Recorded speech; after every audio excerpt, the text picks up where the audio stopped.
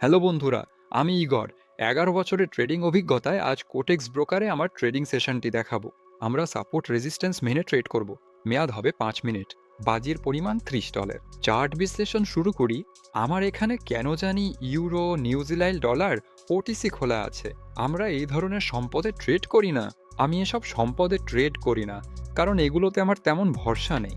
এখান থেকেও আয় সম্ভব। ইউরো ইয়েন, আমি একটা আপ ট্রেড নিচ্ছি। দাম এখন সাপোর্ট জোনে। আগে এটি রেজিস্ট্যান্স জোন ছিল।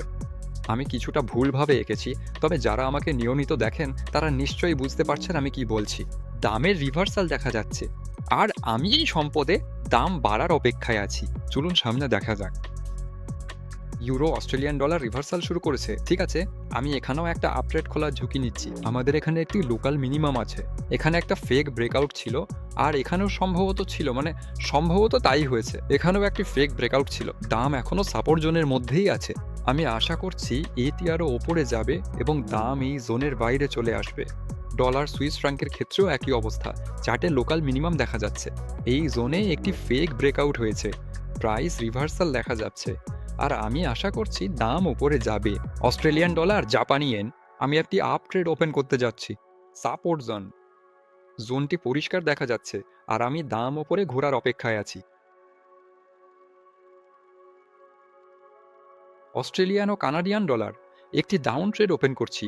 এখানে রেজিস্ট্যান্স জোন ও লোকাল ম্যাক্সিমাম আছে। দাম সম্ভবত আরও নিচে নামবে। এখন পর্যন্ত 5টি থ্রেড। চলুন দেখা যাক কি ঘটছে। ইউরো ইয়েন, পূর্বাভাস মিলল না। এটি ডুপ্লিকেট করি। দাম নিচে নেমে গেছে। প্রথম ট্রেডটি লসে বন্ধ হওয়ার সম্ভাবনা অনেক বেশি। 2.5 মিনিটের মধ্যে দাম এত দ্রুত আবার বাড়ার সম্ভাবনা কম। ইউরো অস্ট্রেলিয়ান ডলারও এখন পর্যন্ত লসে আছে। আমি এটি ডুপ্লিকেট করব। ডলার সুইস ফ্র্যাঙ্ক সামান্য বেড়েছে, অস্ট্রেলিয়ান ইয়েন সামান্য কমেছে। এখানে কি ছিল আমি একটু ভুলে গেছি। ওহ, আমাদের এখানে সাপোর্ট জোন আছে। যাই হোক, দাম ইতিমধ্যে আমার কাঙ্ক্ষিত দিকে যাচ্ছে। সম্ভবত ডুপ্লিকেট করার প্রয়োজন হবে না, যদিও এখনই দেখা যাবে। হ্যাঁ, এখানে সবকিছু খুব কাছাকাছি। সম্ভবত ট্রেডটি এমনিতেই লাভে বন্ধ হবে। কিছু সম্পদ আমার এন্ট্রি পয়েন্টের বিপরীতে যাচ্ছে দেখে আমি কিছুটা চিন্তিত, তাও বেশ জোরালোভাবে। দেখা যাক এগুলো কেমন হয়। শেষ পর্যন্ত আমি 8টি ট্রেড ওপেন করেছি। আশা করি লস বেশি হবে না। অন্তত 5টি ট্রেড লাভে থাকা চাই। আসলে এটা পুরোপুরি সম্ভব, আবার নাও হতে পারে। ইউরো অস্ট্রেলিয়ান ডলার অনেক বেশি পড়ে গেছে। আমি এখানে আর কোনো অতিরিক্ত ট্রেড ওপেন করব না, আর আমার সম্পদগুলোতে রিভার্সাল প্রয়োজন। তবে হ্যাঁ, সম্ভবত 4টি ট্রেড লাভে থাকলে ভালো হবে। 5টি ট্রেড লাভে থাকলে তো চমৎকার হবে। আজ আমার পূর্বাভাসগুলো কিছুটা মিলছে না। দেখা যাক আসলে কি ঘটে। 4টে ট্রেড লাভে বন্ধ করা, হ্যাঁ, আমার মনে হয় এটাই বেশি বাস্তবসম্মত। অস্ট্রেলিয়ান এবং কানাডিয়ান ডলারের এই জোড়াটি দ্বিতীয় এন্ট্রি পয়েন্টের বেশ কাছাকাছি। যদি দাম আর না বাড়ে তবে সব ঠিক থাকবে। ইউরো আর অস্ট্রেলিয়ান ডলারের প্রথম এন্ট্রি পয়েন্ট অনেক দূরে। এখানে ট্রেডটি নিশ্চিত লসে বন্ধ হবে। দ্বিতীয় ট্রেডটি 3 মিনিটের, কিন্তু এখানেও 1 মিনিটের মধ্যে দাম অনেক বেশি কমে গেছে। তত্ত্বে দাম অবশ্যই আগের স্তরে ফিরতে পারে। বাস্তবে এটি কেমন হবে তা আমি জানি না, অপেক্ষা করতে হবে। ইউরো ইয়েন 5 সেকেন্ড, এখানে প্রথম ট্রেডটি লসে বন্ধ হবে।